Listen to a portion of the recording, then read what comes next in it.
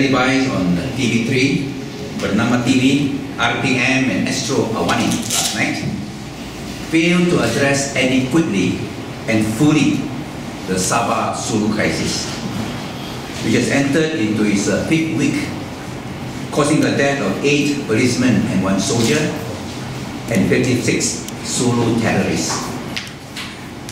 I want personally to convey my deepest condolences to Private Muhammad Huraira Ismail from Pasir Mas, Kelantan, the first soldier to be killed by Sulu terrorists in an exchange of fire in Sungai Nyamuk in Lahad Datuk yesterday.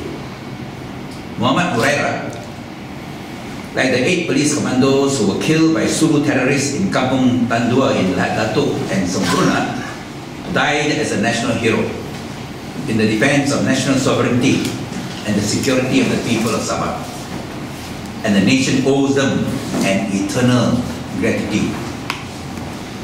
This is why I feel very strongly that there should be a special session of Parliament, not only for MPs from both sides of the political divide, to express full support and solidarity for all necessary measures by the security forces to deal with the Sabah Sulu crisis, but also to pay tribute and honor the 9 brave fallen heroes from the security forces, and to assure the nation that the government, from whichever political coalition, whether it's the BN or Pakatan Rakyat in the future, will look after the welfare as well as the lifelong educational needs of the children of the bereaved families, as a token of national appreciation for their sacrifices.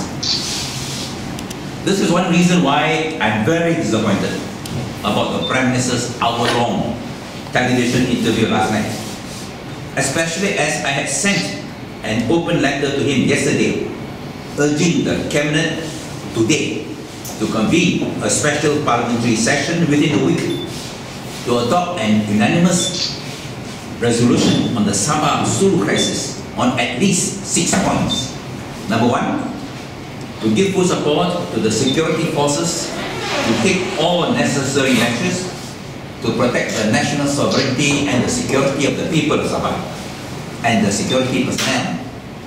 2, to pay tribute to the 8 fallen heroes, and now 9 fallen heroes after my open letter, from the security forces in the shootouts with the Sulu terrorists in Lahad Datuk and Sembruna. 3, set up a special foundation to look after the welfare of their surviving family and children, including lifelong education to university level for the children of the fallen heroes. 4, condemn in the strongest possible terms the atrocities and the cruel, inhuman, uncivilized and barbaric killing of the fallen heroes in Sembruna by Sulu terrorists, and to invoke national and international censure of such bestial conduct to bring to justice the inhuman killers. 5, resolve an immediate halt of the annual session payment of 5,300 ringgit to the self-proclaimed heir of the Sulu Sultanate. And 6, call on the Philippines government to demonstrate ASEAN solidarity and spirit by officially dropping all claims to Sabah.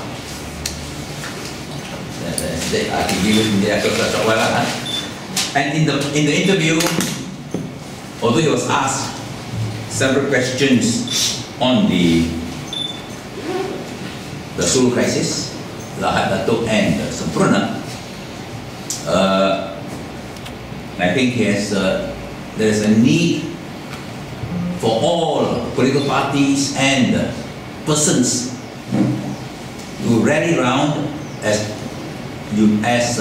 patriotic Malaysians on this issue, and to stop playing politics, to finger point, to point fingers and to blame others about the unfounded allegations on the matter. I don't think this will be helpful. This is a time for unity. This is not a time for division. And I call on all concerned to rise above their political differences and to unite as patriotic Malaysians. We are all patriotic Malaysians. We are all concerned about the future, the welfare of the country, of Sabah, of the country, of the people, including the security forces. And we should, on this issue, be able to speak with one voice nationally and internationally. I'm very concerned about the allegations that are being made by the official media and some in the ruling parties, trying to blame some opposition leaders on the matter, to the extent that there has been almost a daily demonstrations. I think all this, the Prime Minister should put a halt on this, because he should set an example to rally everybody together behind on this issue.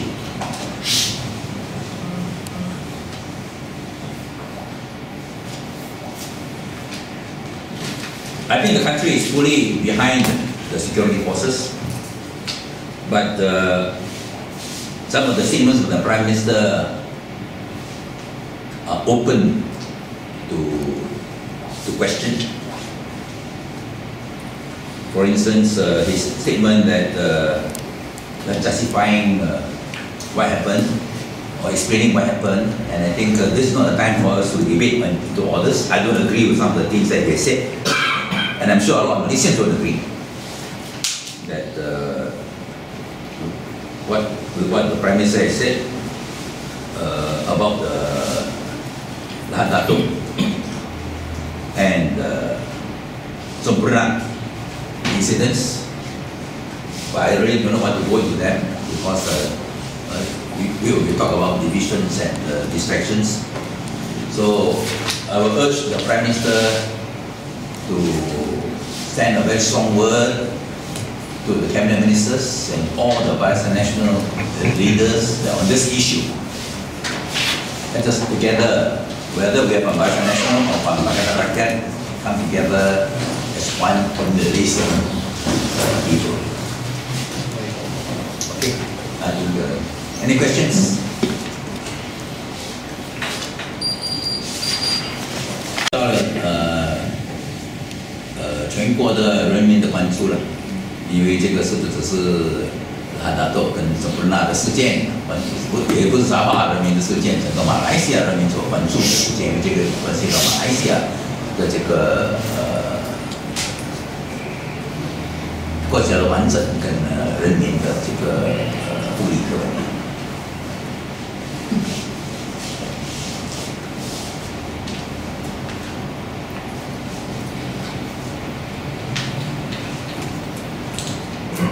I still hope 我今天那个还会做什么决定 I don't know whether they had decided to convene a special parliament or not, but up to now there is no announcement. It will appear that for the second week in succession the cabinet has failed to address the issue.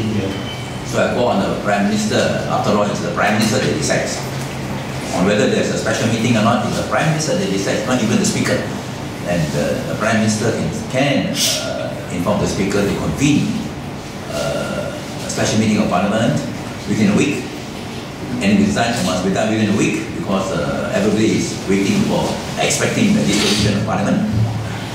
As you know,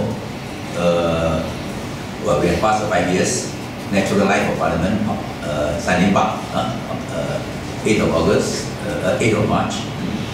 But under the Constitution, the 5 years is calculated from the first meeting of the new Parliament, which was on the 28th of April 2008.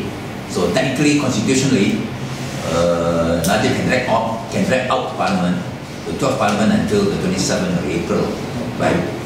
And on the midnight 27th of April, Parliament was then automatically dissolved. There's no need for any more dissolution. There's no need for the Agong also to be informed, because Parliament was then automatically dissolved on midnight 27th of April.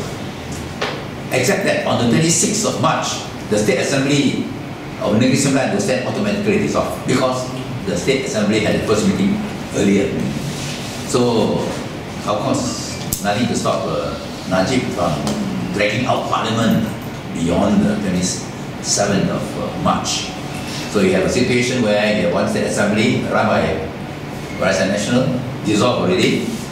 Parliament and other assemblies not dissolved yet. They will only highlight the lack of character, the indecisiveness of Najib, which I don't think is good for him. He has already a lot of poor records.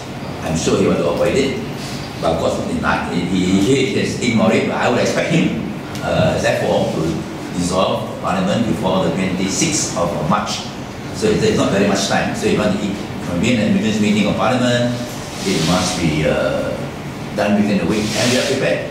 We in the Pakatan Rakyat, DAP, PAS, and PKR, members of Parliament are prepared to attend any emergency meeting of Parliament, even if 24 hours notice. Because in the interest of the nation, in the interest of the people, we are prepared to rise up to the occasion. We hope that the Barisan Nasional MPs and ministers are equally committed to the national interest. In the instance that this emergency meeting is convened, what's the minimum number of time that they need to call? Again, there is no more time. Emergency means if you call immediately. 2 hours? 2 hours you can. I think 2 hours you announce today, you announce tomorrow, you come. 2 hours, technically can, but practically I don't think so. We are prepared, even if it's a 24-hour notice, we are prepared to come. That is for the DAP, PKR, and PAS. We are prepared to come for 24 hours notice. Although it is, we should be given all the notice, but we are prepared in the national interest.